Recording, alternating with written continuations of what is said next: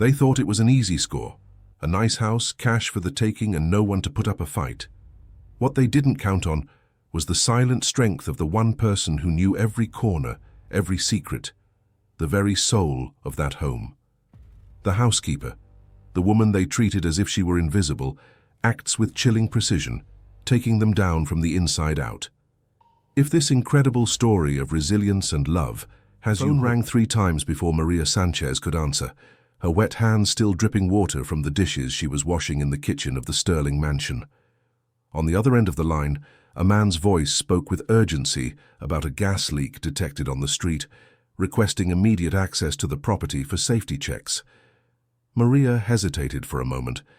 At 45, with 17 of those years working in this house, she had learned to be suspicious of anything that broke the strict routine imposed by Edward Sterling, the owner of the mansion. But the mention of a possible explosion made her heart race, and she immediately thought of Leah, Edward's 4-year-old granddaughter, who was playing alone in the backyard.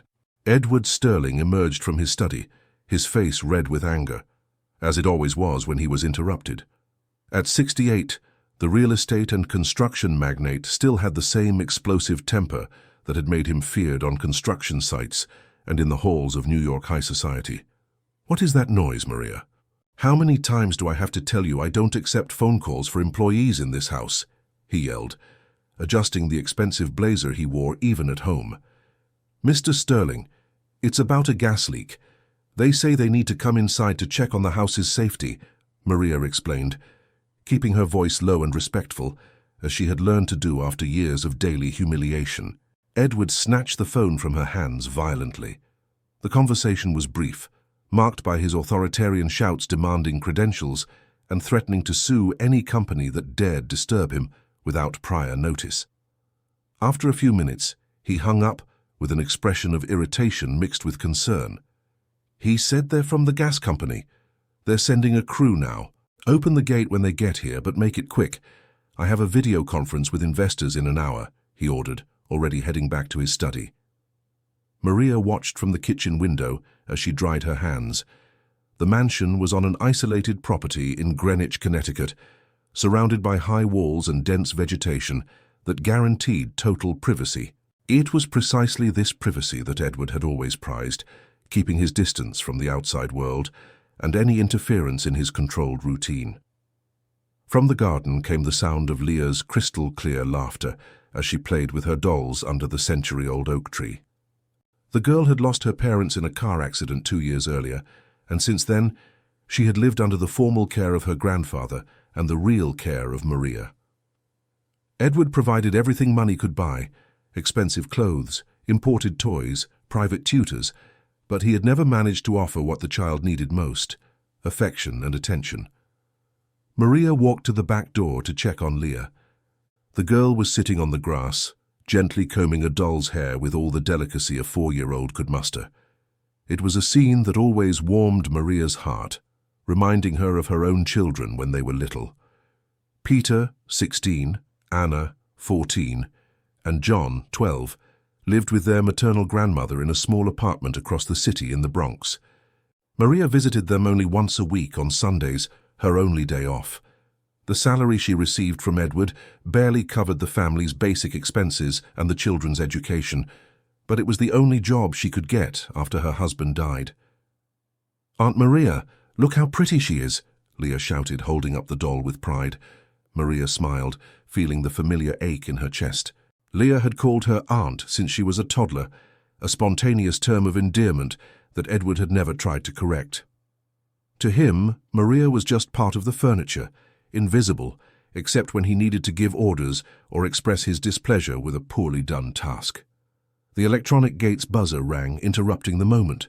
Maria checked the internal monitor and saw a white van parked outside with 2 uniformed men waiting. One of them waved at the camera, holding a clipboard and what looked like a measuring device. "Mr. Sterling, they're here!" Maria called out toward the study. She heard the sound of a chair being pushed back and Edward's heavy footsteps down the hall. He appeared in the main living room, quickly checked the monitor, and pressed the button to open the main gate. "Let them in and get this over with. And Maria, make them some coffee. But be quick about it," he ordered, returning to his study without looking at her. Maria watched through the window as the two men walked up the driveway to the main entrance. Something about the way they moved bothered her. They didn't have the typical urgency of technicians responding to an emergency, nor were they carrying the heavy equipment she imagined would be necessary to detect gas leaks. The taller of the two was dark-haired, wearing sunglasses despite the overcast afternoon. The other, shorter and stockier, kept one hand inside his company jacket as he walked.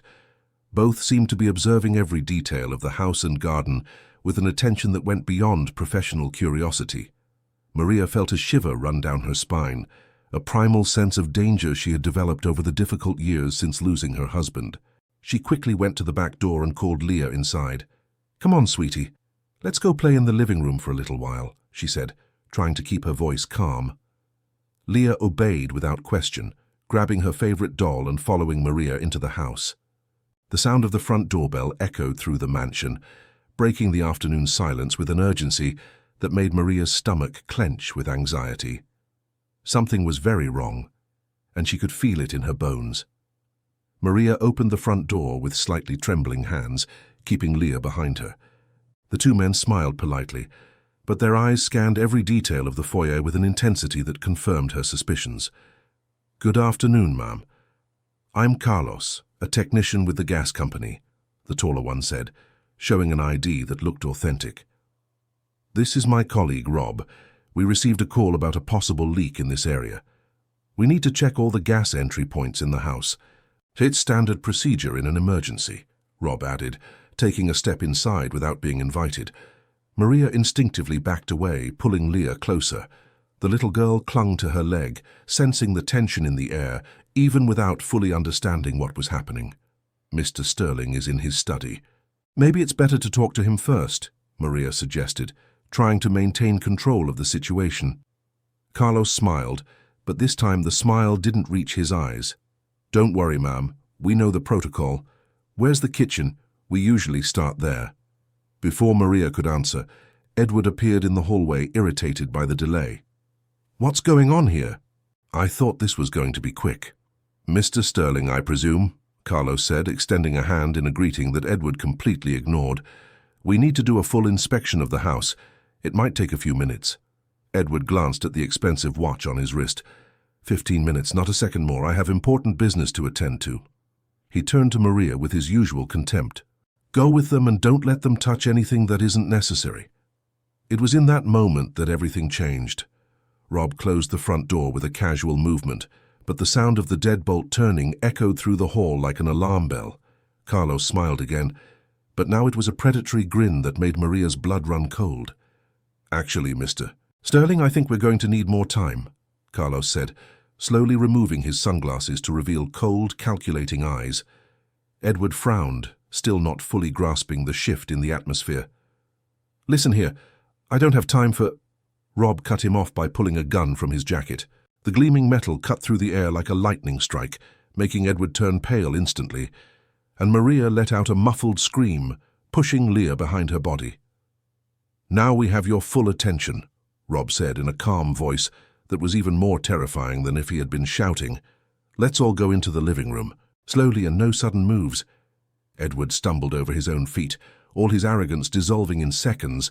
The man who had always controlled everyone and everything with yells and threats was now trembling like a leaf, sweat pouring down his forehead as he stared at the gun.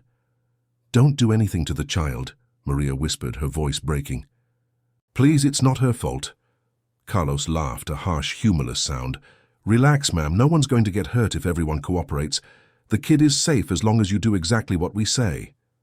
Leah started to cry softly, sensing the fear emanating from the adults around her.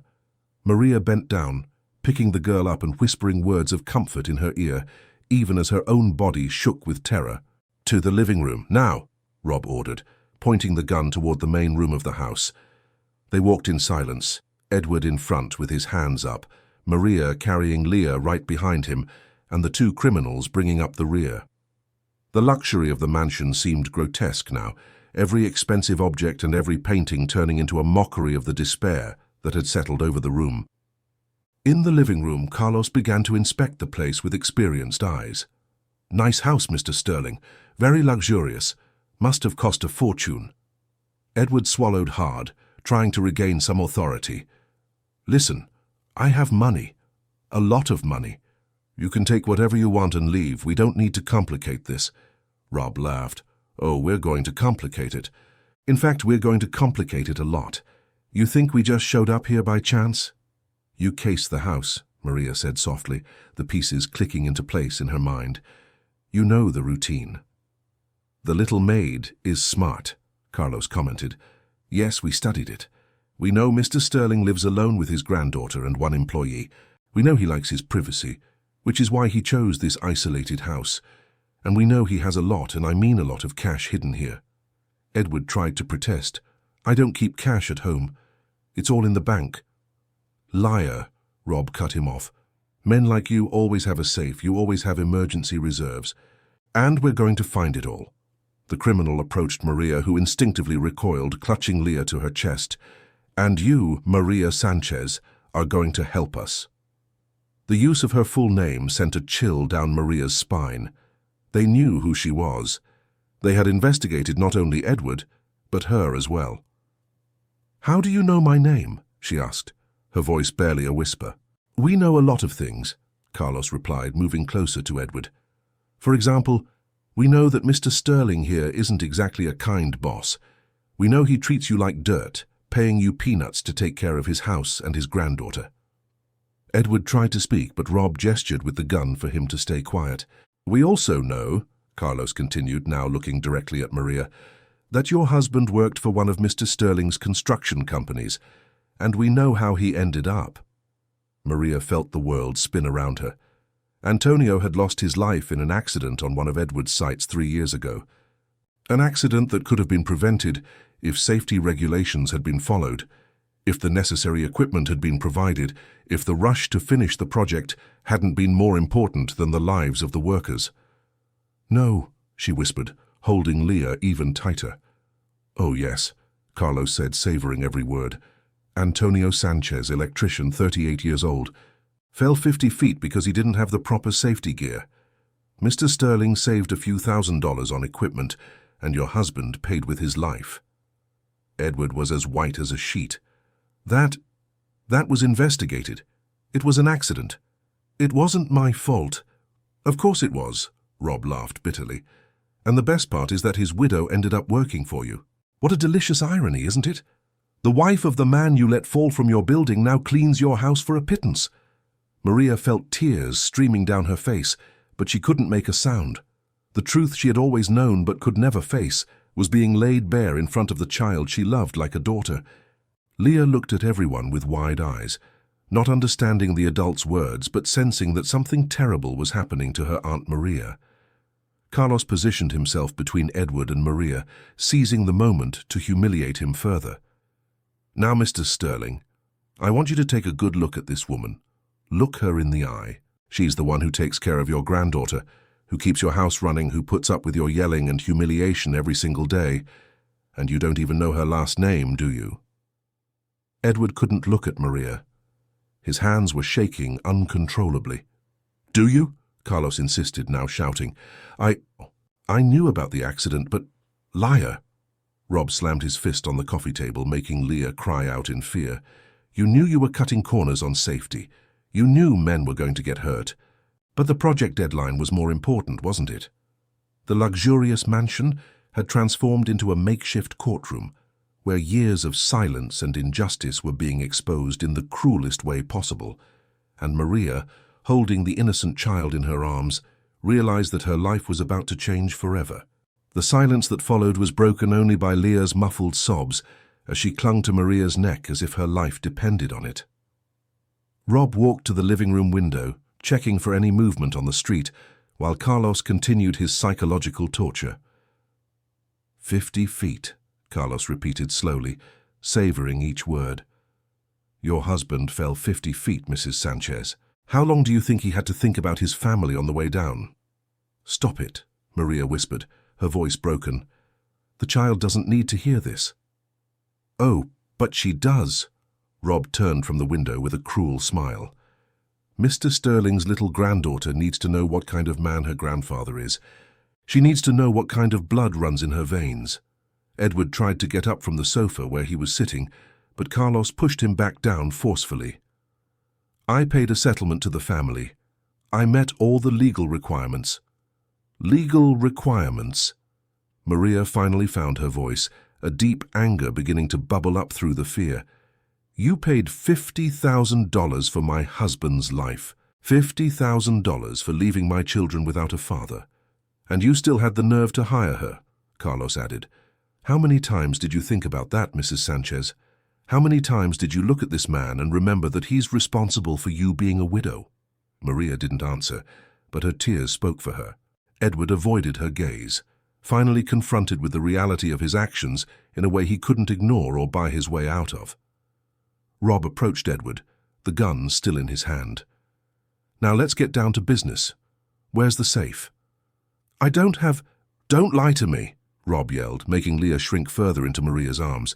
Men like you always have reserves. You always have cash hidden away for emergencies. Carlos joined his partner.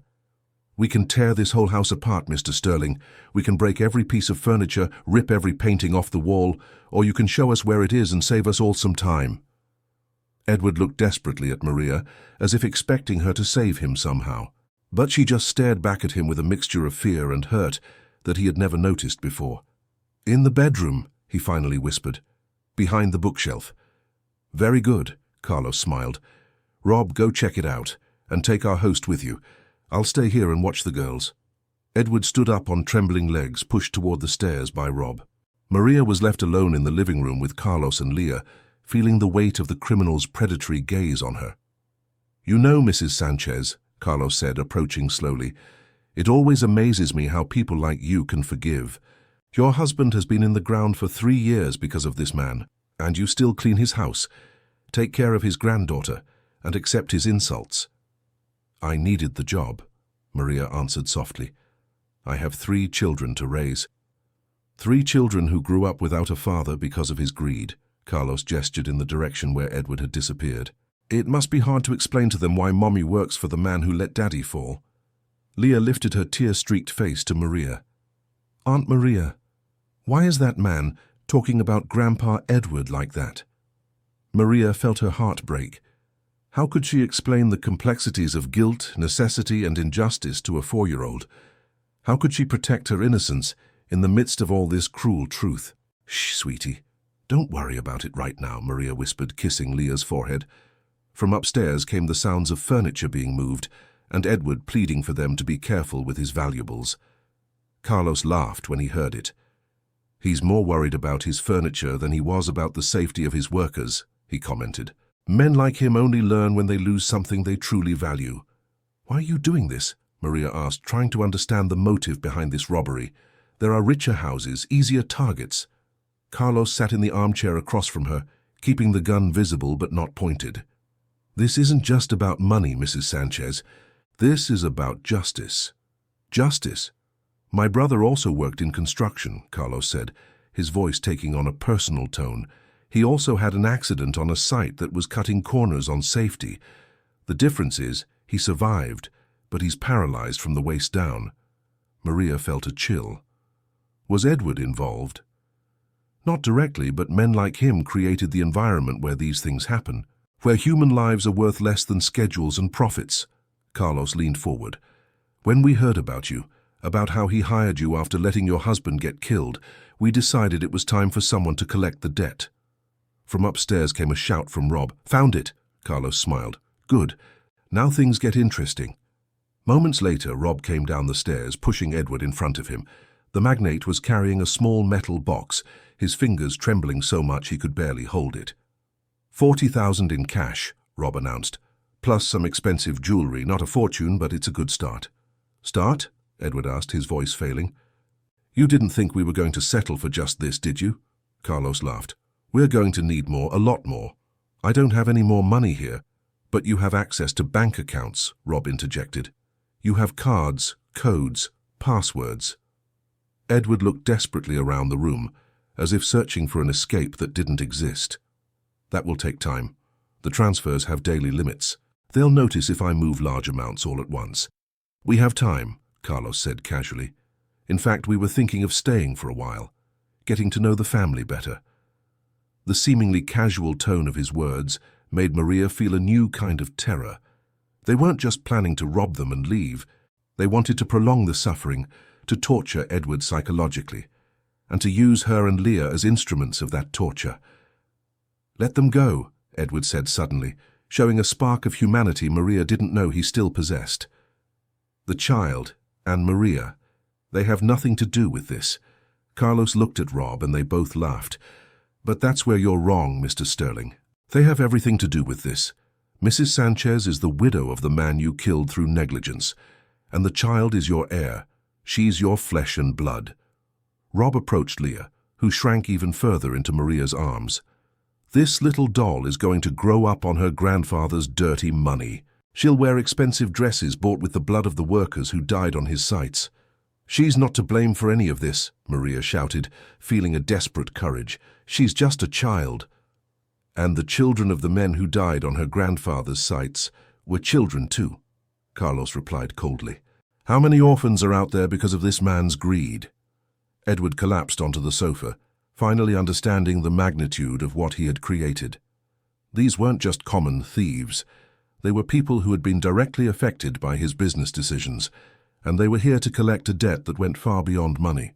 Rob checked his watch. "It's getting dark out. I think we're in for a long night." Maria hugged Leah tighter, feeling that the nightmare was just beginning. And somewhere in her mind, a small but persistent voice whispered that maybe, just maybe, the time had come to stop hiding. Night fell on the mansion like a heavy shroud, turning the windows into black mirrors that reflected the growing tension inside the room. Rob had closed all the curtains, while Carlos forced Edward to make online bank transfers, always at gunpoint. Maria remained on the sofa with Leah, who had finally fallen asleep in her arms, exhausted from the fear and confusion. The girl's weight was comforting, but Maria couldn't relax for a second. Her eyes watched every move the criminals made, every reaction from Edward, calculating possibilities she didn't even know she was considering. 20,000 transferred, Edward announced in a hoarse voice, after more than an hour of typing in codes and passwords. "That's the daily limit. I can't do any more until tomorrow." Carlos checked the computer screen and nodded, satisfied. "Good. That gives us time for a more in-depth conversation." Rob poured himself a glass of expensive whiskey from Edward's crystal decanter, making a point of not asking for permission. "You know, Mr. Sterling, I've always wanted to meet a man who's worth more than the lives of other men." "I never wanted anyone to get hurt," Edward muttered, avoiding Maria's gaze. "The accidents—" "Accidents," Maria finally spoke, her voice low but charged with a rage that had been dammed up for years. "Accidents happen when all precautions are taken and something still goes wrong. What happened to Antonio wasn't an accident." Edward turned to her, surprised to hear her contradict him for the first time in 17 years of service. "Maria, you don't understand the pressures—" "I understand perfectly," she interrupted, adjusting Leah in her arms. "You had a deadline to meet. There were contractual penalties if you delivered late, so you cut corners on safety equipment to speed up the timeline." Carlos applauded ironically. "Look at that. The maid understands better than the boss." 3 days, Maria continued, her voice gaining strength. 3 days before the accident, Antonio told me the workers were complaining about the lack of equipment, that some were refusing to work at heights without the proper safety harnesses. Edward turned pale. "How do you know that?" "Because my husband was an honest man," Maria replied, tears streaming silently down her face. "He told me about his worries. He told me he was going to talk to the site foreman, that he wasn't going to go up without gear." Rob leaned forward, interested. "And what happened?" "The foreman said that anyone who didn't want to work could be replaced. That there were dozens of unemployed men who wanted the job." Maria looked directly at Edward. Antonio had 3 children to feed. He couldn't afford to lose his job. The silence that followed was broken only by Edward's heavy breathing and the ticking of the expensive grandfather clock on the wall. "So he went up," Carlos concluded. "He went up," Maria confirmed, "because men like Edward turn necessity into complicity. They make the poor choose between dignity and survival." Edward tried to defend himself. "I didn't know the details. I trusted my foreman." "Liar," Maria said with a firmness that surprised even herself. You visited the site 2 days before the accident. You saw the men working without equipment. Antonio told me. That's not true. He said you looked up, saw the men on the steel frame, and asked the foreman if the project would be delivered on time. That's it. You didn't ask about safety. You didn't worry about their lives. Just the deadline. Rob laughed bitterly. And then you had the nerve to hire his widow. Why did you hire me? Maria asked Edward directly, her words cutting the air like razors. Why, of all the people available, did you choose the wife of the man you let fall?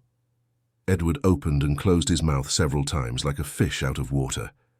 You needed the job. I thought I was helping. Liar. Maria's voice echoed through the room, making Leah stir slightly in her arms. You hired me because you knew I would never report you, because a desperate widow with 3 kids to raise wouldn't ask questions, wouldn't sue, wouldn't cause trouble. Carlos watched the confrontation with fascination. Go on, Mrs. Sanchez. Say everything you've always wanted to say. You hired me as a form of control, Maria continued, her voice trembling with emotion. Keep the widow close, pay her a miserable salary, treat her like garbage every day.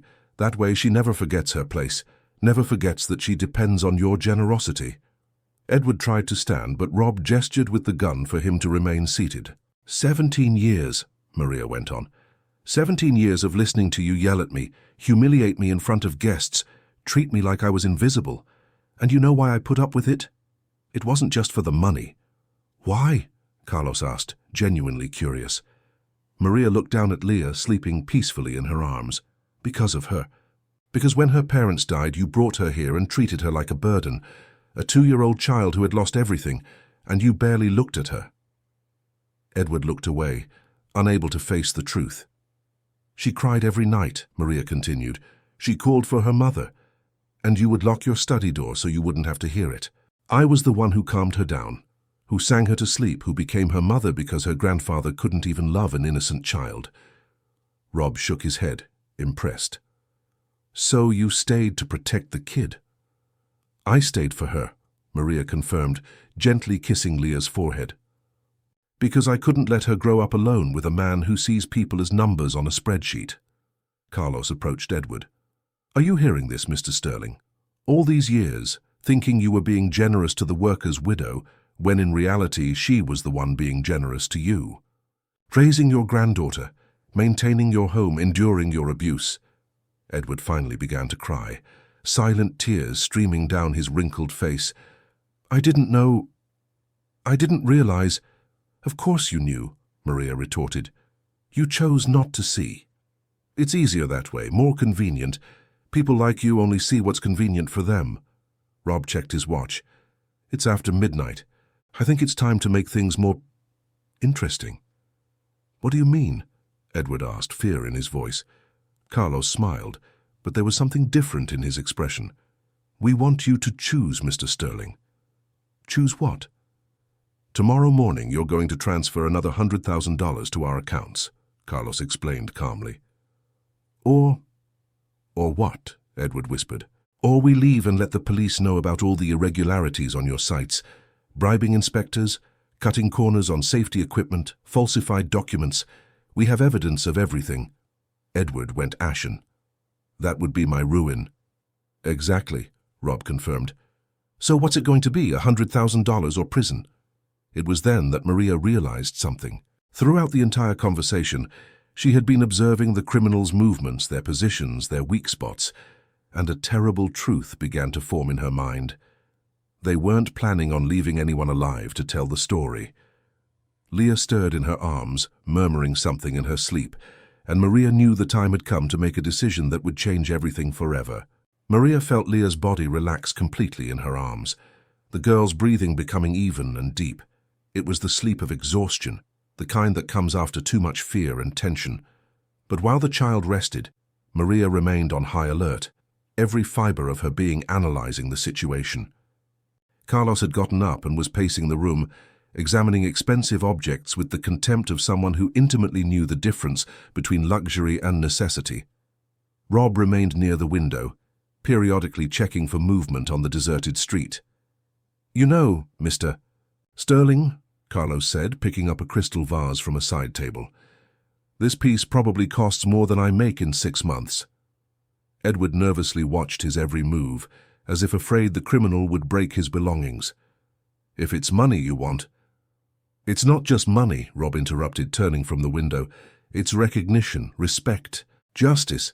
But mostly, Carlos added with a cold smile, it's about power. Power over life and death, the same power you've wielded for years. Maria noticed the subtle shift in the conversation's tone. Something more dangerous was developing, an escalation that went beyond the original robbery. Her eyes moved quickly around the room, cataloguing every object that could be used as a weapon or for defense. "Mrs. Sanchez," Carlos said suddenly, making her jump, "tell us about your life before you worked here." The question seemed to come out of nowhere, but Maria sensed a trap behind it. "There's not much to tell."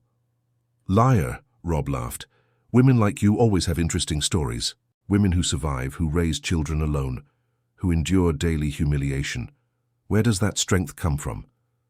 Maria hugged Leah tighter, as if the child were a shield against the invasive questions. "From necessity." "Ah, but there's more to it than that," Carlos approached, sitting on the coffee table in front of her. "Was your husband just an electrician, or did he do other work?" Maria's heart sped up. Why were they asking about Antonio? "He was an electrician. He worked in construction his whole life." Carlos exchanged a look with Rob. "Because we talked to some people who knew your Antonio. People who said he served in the army before he worked in construction." Maria's blood ran cold. "That was a long time ago." 15 years in the army," Rob added casually. "Expert in hand-to-hand combat, self-defense instructor. Interesting resume for an electrician." Edward looked from one to the other, confused. "What are you talking about?" "We're talking about the fact that Mrs. Sanchez here isn't exactly your average housekeeper," Carlos explained. "Antonio Sanchez wasn't just an electrician. He was a U.S. Army sergeant for 15 years, and he taught his wife everything he knew." Maria didn't answer, but her breathing became more controlled, more deliberate. The mention of Antonio's military training brought back memories she had buried deep. 5 years of martial arts, Rob continued, clearly enjoying the revelation. 2 years of high-risk situation training. Antonio prepared you to defend yourself, didn't he, Mrs. Sanchez? "That doesn't matter now," Maria said softly. "Of course it matters." Carlos stood up abruptly. "It matters because it changes the game completely. We're not just dealing with a scared maid and a rich old man. We're dealing with someone who could be dangerous." Edward looked at Maria as if he were seeing her for the first time. "You never told me—" "You never asked," Maria replied dryly. "In 17 years, did you ever once ask about my life? About my family? About who I was before I worked here?" Rob laughed. "Of course not. To him you only existed when he needed to give an order or complain about something." Carlos was now circling the sofa where Maria sat, like a predator stalking its prey. "The question is, why would a woman with military training allow herself to be humiliated for 17 years? Why didn't you defend yourself? Why didn't you fight back?" "Because of her," Maria looked at the sleeping Leah. "Because of a child who needed protection." "Very noble," Carlos commented sarcastically. "But the situation has changed now, hasn't it? Now the child is in danger either way." It was then that Maria realized the true extent of the danger. They weren't just thieves. They were people who had meticulously researched their lives, who knew about Antonio's military past, who understood her capabilities. And that meant only one thing. They weren't planning on leaving any witnesses. "You didn't come here just for the money," Maria said, her voice taking on a different, firmer tone. "You came to eliminate Edward, and everyone who could tell the story." The silence that followed confirmed her suspicions. Rob stopped checking the window and turned to face her completely. "Very smart. Yes, the money is a bonus. But the real reason we're here is justice. Edward Sterling needs to pay for all the lives he's destroyed." "And us?" Maria asked, though she already knew the answer. "You're witnesses," Carlos said simply, "and witnesses complicate things." Edward shot to his feet, sheer panic taking over his face. "You said you just wanted money.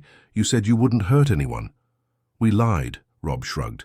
"Just like you lied to the families of the workers who died. Just like you lied to the inspectors you bribed.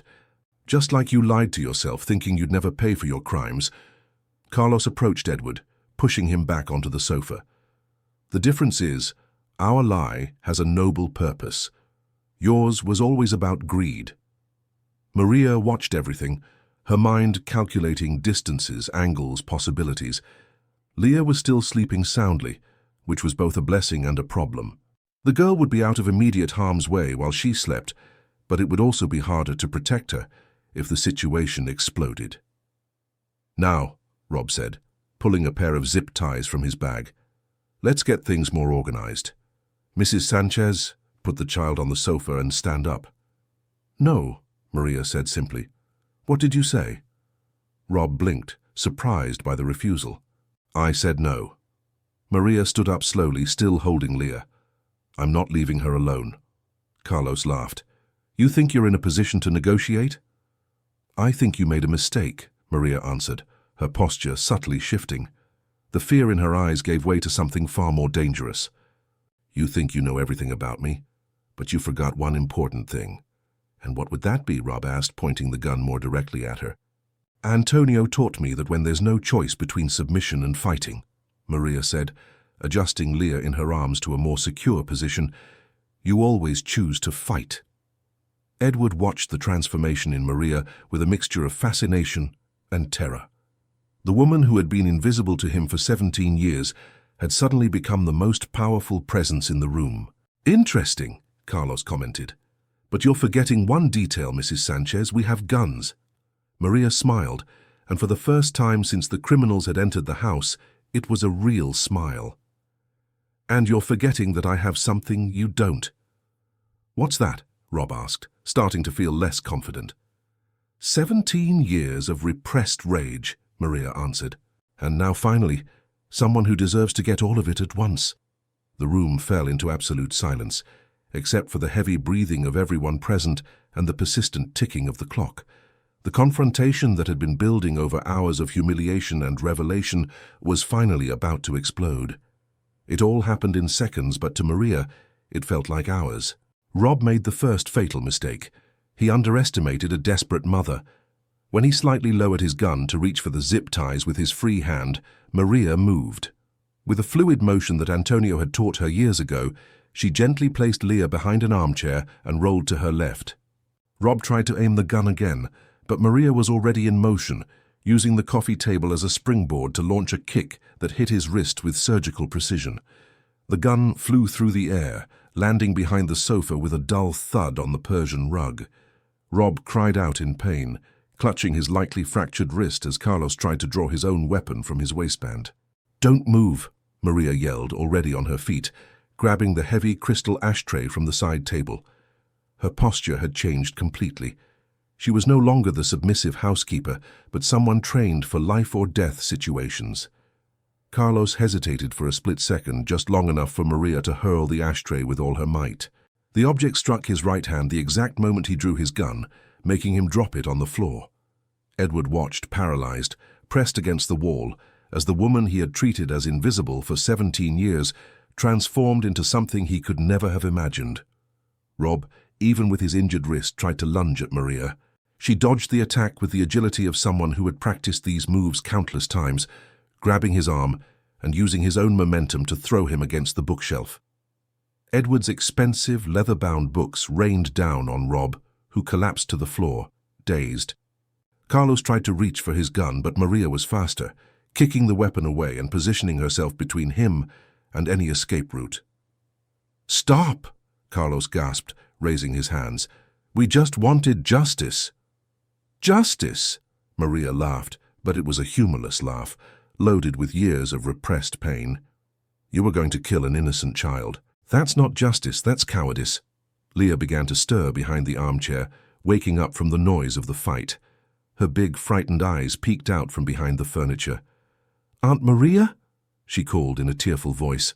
"It's okay, sweetie," Maria answered without taking her eyes off Carlos. "Stay behind the chair until I tell you to come out." Rob tried to get up, but Maria grabbed the heavy bronze lamp from the side table, ripping it from its base with a powerful tug. "I wouldn't recommend it," she said, pointing the heavy piece at him. Carlos looked at his injured partner on the floor, then at Maria, and finally understood that they had completely lost control of the situation. "You don't understand. Men like him need to pay." "Men like him pay every day," Maria retorted, "by living with their own conscience, knowing they've destroyed families. But that doesn't give you the right to become murderers." Edward finally found his voice. "Maria, Shut up," she said sharply without looking at him. "You'll speak when I let you."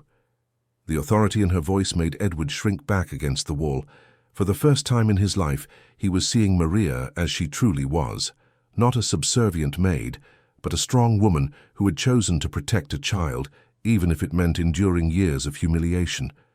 Rob made one last desperate attempt, trying to grab Maria's leg to trip her.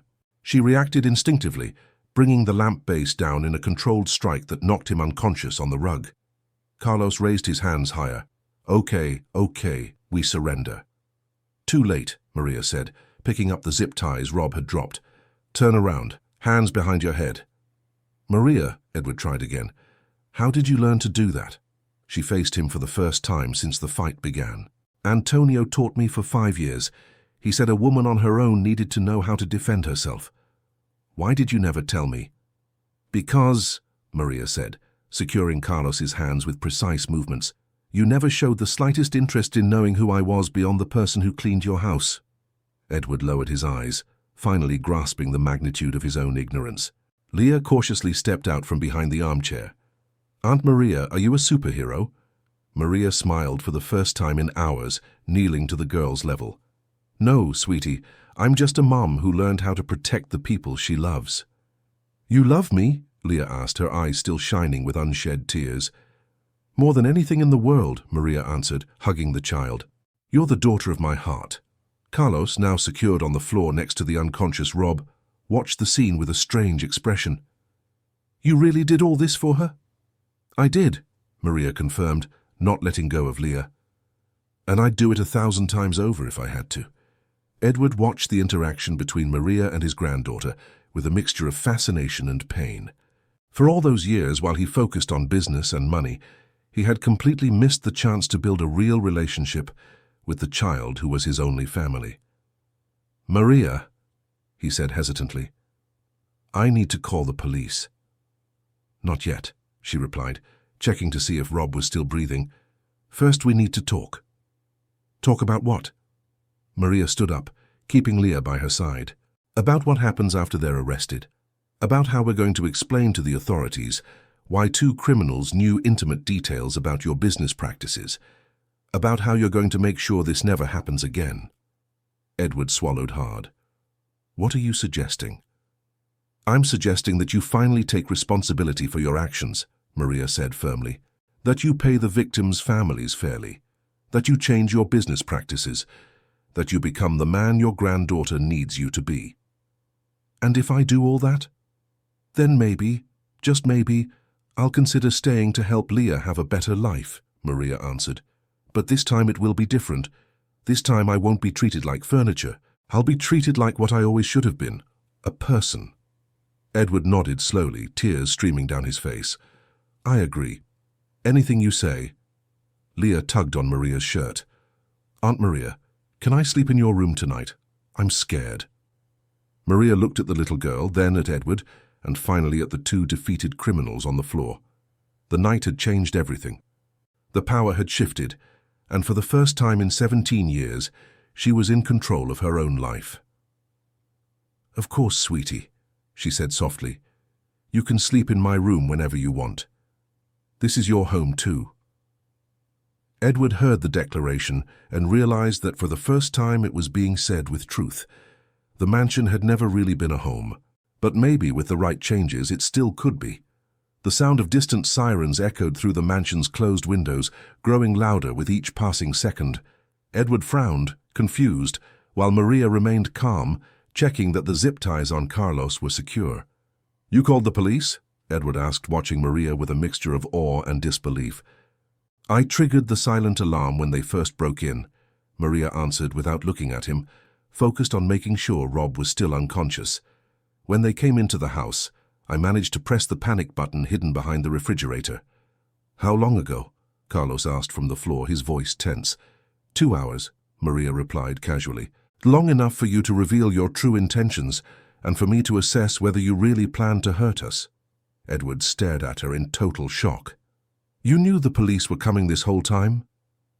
I did, Maria confirmed. But I also knew that if this were a typical home invasion, you would have run the second you heard sirens. The fact that you're still here confirmed you weren't planning on leaving any witnesses. Carlos laughed bitterly. You let us talk. Let us reveal everything, just to be sure of our intentions. I let you hang yourselves with your own words, Maria corrected. And I let Edward hear some truths he needed to hear, even if it was brutal. The sirens were now clearly on the mansion street. Red and blue lights cut through the night's darkness, casting colorful patterns on the walls of the wrecked living room. Leah clung tighter to Maria's leg. Aunt Maria, are the police going to take us away? Maria knelt to the girl's level, holding her small face in her hands. No, sweetie. They're going to take the bad men away. We're going to stay here together. And Grandpa Edward? Maria looked at Edward for a long moment before answering. Grandpa Edward is going to stay too, and we're going to have a very important talk about how things are going to change from now on. The sound of heavy footsteps on the driveway announced the police's arrival. Authoritative voices shouted commands from outside. Police! Open the door! Edward moved to answer, but Maria stopped him with a gesture. I'll go. They need to see that I'm in control of the situation. She walked to the front door, unlocking the deadbolts that Rob had thrown hours earlier. When she opened it, she was met by 4 armed police officers, led by a middle-aged sergeant with a tense expression. Ma'am, is everything all right? We received a silent alarm signal from this residence. Yes, Sergeant, I triggered the alarm. We had a break-in, but the situation is under control. Maria stepped aside to let them in. The intruders are restrained in the living room. The sergeant watched Maria carefully, noting her calm and composure. You managed to subdue the intruders by yourself? I did, Maria answered simply. They underestimated their victims. In the living room, the officers found a scene that defied simple explanation. Carlos was sitting on the floor with his hands tied behind his back.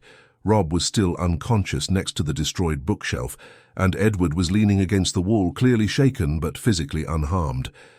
Leah ran to Maria as soon as she re-entered the room, and the sight of the little girl hugging the housekeeper, who had just taken down 2 armed criminals, made a strong visual impression on the officers.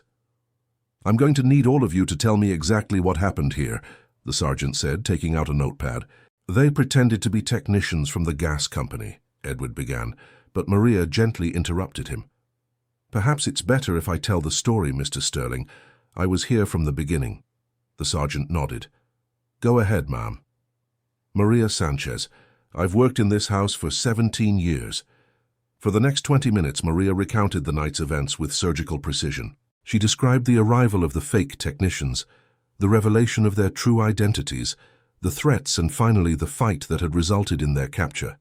What she didn't mention were the revelations about Edward's past, the workplace accident that had killed her husband, or the criminal's personal motivations. Those details remained secrets among the people in the room. Do you have martial arts training, ma'am? The sergeant asked, clearly impressed by her account. My late husband was in the military. He taught me some self-defense techniques. Some techniques, Carlos commented sarcastically from the floor. She demolished us like we were amateurs. The sergeant ignored the criminal's comment. I'll need you to come down to the precinct tomorrow to give formal statements. For now, we'll take the intruders and do a full sweep of the property. As the officers prepared Rob and Carlos for removal, Edward approached Maria. Can I speak with you in private? Maria hesitated, then nodded. Leah, do you want to go play in your room for a few minutes, while the officers finish their work? The girl reluctantly agreed, heading up the stairs under the supervision of one of the younger officers, who offered to accompany her. Maria, Edward began when they were relatively alone, I don't even know where to begin to apologize. Don't start with apologies, Maria answered firmly. Start with action.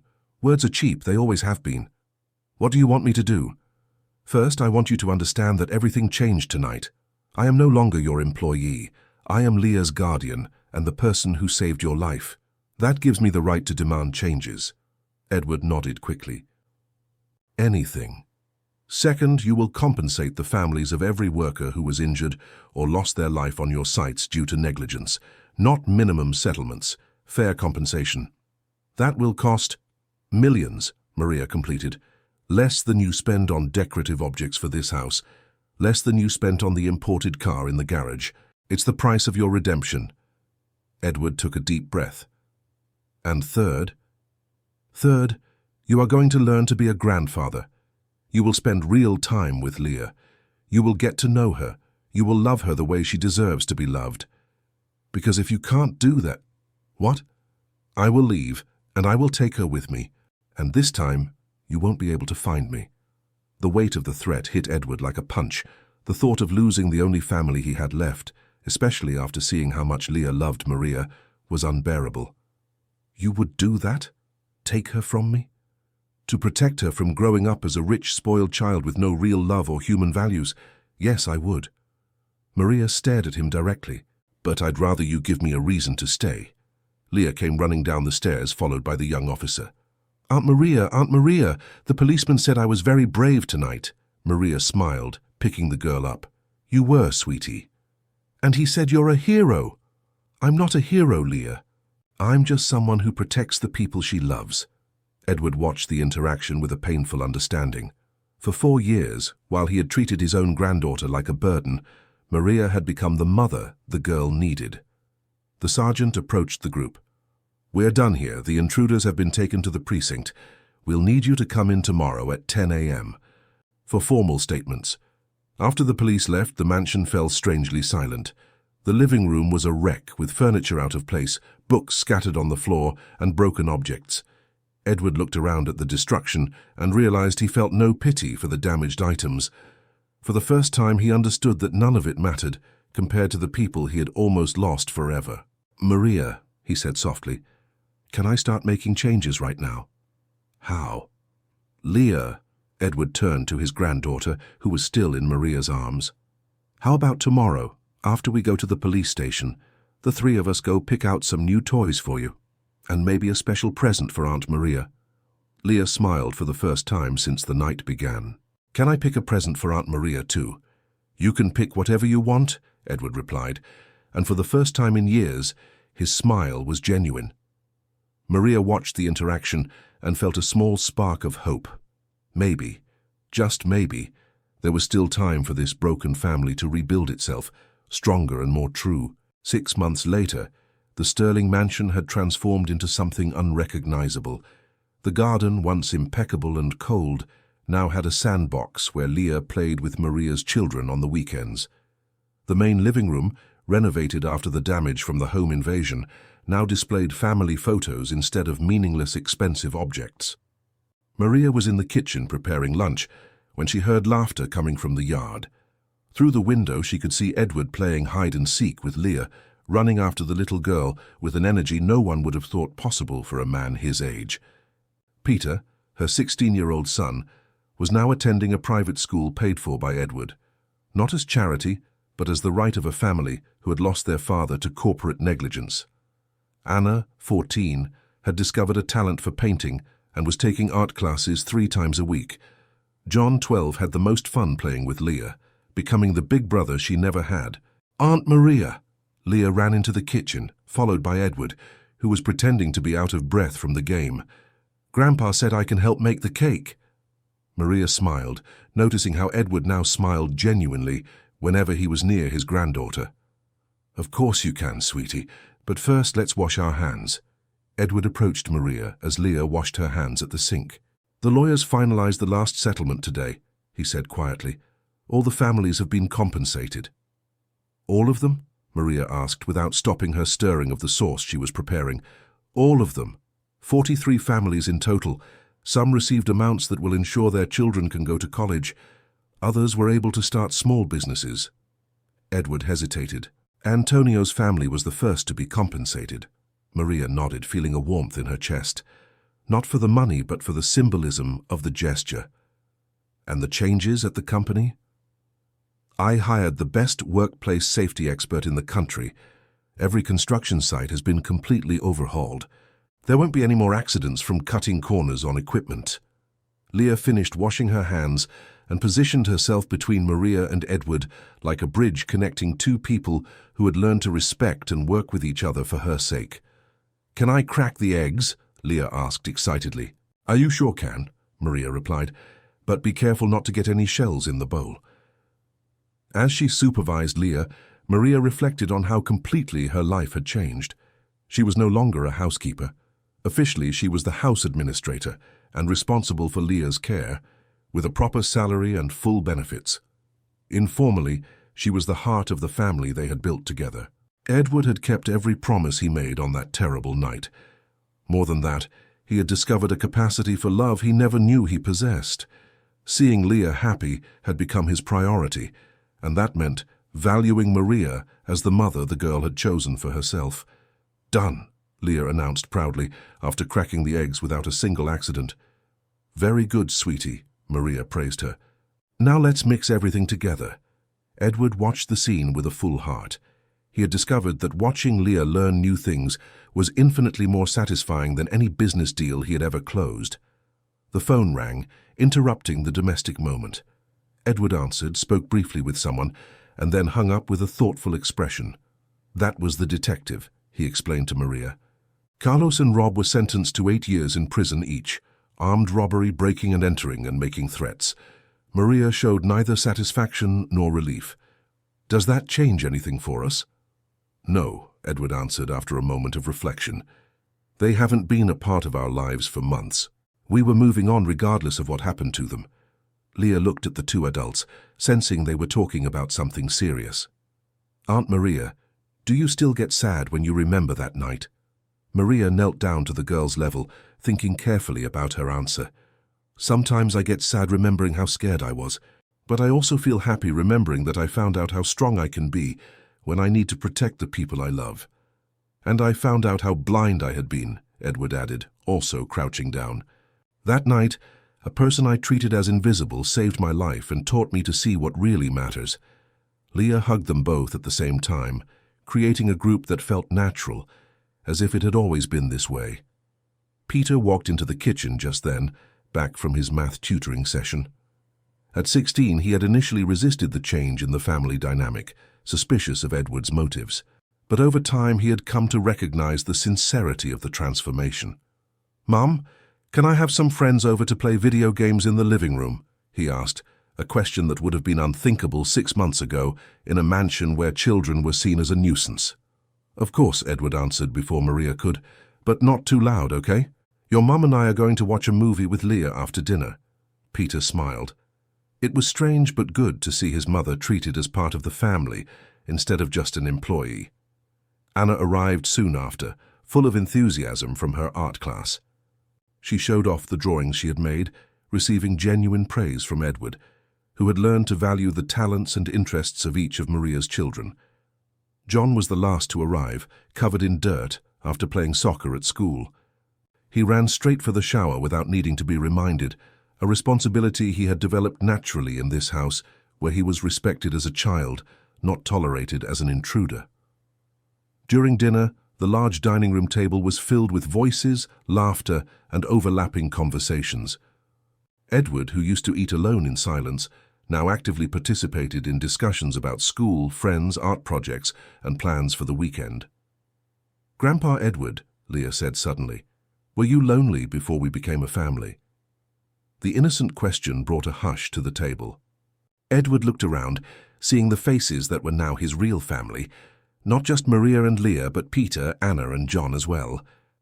"I was very lonely," he admitted. "I had a big house, a lot of money, but I didn't have love. I didn't have you." "And you're not lonely anymore," Leah pressed. "Now I have the most beautiful family in the world," Edward answered, his voice trembling slightly with emotion. Maria watched the interaction and felt a deep sense of peace. The man who had been responsible for her husband's death was no longer the same person. He had genuinely transformed, not out of obligation or guilt, but out of love for his granddaughter and respect for her. After dinner, as the kids scattered through the house to their activities, Maria and Edward were left alone in the kitchen, washing the dishes together, a chore he had insisted on sharing. "Maria," Edward said, drying a plate with unusual care, Can I ask you something personal? You can. Have you ever forgiven me? For real? Maria stopped washing, thinking about her answer. Forgiving doesn't mean forgetting what happened. It means choosing not to let the pain control my life. And you were able to make that choice? I was, she replied, because holding on to anger wasn't going to bring Antonio back. And because you proved that people can change when they really want to. Edward nodded, understanding that it was the most generous answer he could have received. Later, when all the children were asleep, Maria went out to the garden for her daily moment of reflection. Edward found her there, sitting on the bench under the oak tree where Leah used to play. "May I sit?" he asked. "You may." They sat in a comfortable silence, looking up at the stars. "You know what's funny?" Maria said finally. "Those men came here planning to destroy our lives. They ended up giving us the chance to build something better." Edward smiled. "Life has a way with irony. Sometimes we have to hit rock bottom to find out who we really are." "And who did you find out you are?" "A grandfather who loves his granddaughter more than he ever imagined possible. A man who finally understands that money can't buy what really matters. And someone who has the privilege of being part of an extraordinary family." Maria smiled too. "And I found out that I'm stronger than I thought, that I can protect the people I love and still have room in my heart to forgive someone who hurt me." The night was calm, full of promise for the future. In the mansion, the lights still on in the windows no longer illuminated an empty house, but a home filled with real love, built on the firm foundation of mutual respect and the second chance that everyone deserves when they genuinely strive to change. Maria looked at Edward and saw not the cruel man who had allowed her husband to lose his life, but the devoted grandfather who made a point of being present for every important moment in Leah's life. And Edward looked at Maria and saw not just the woman who had saved his life, but the person who had taught him that it's never too late to learn how to truly love. Together, they had built something that no amount of money could ever buy. A real family based on love, respect, and redemption.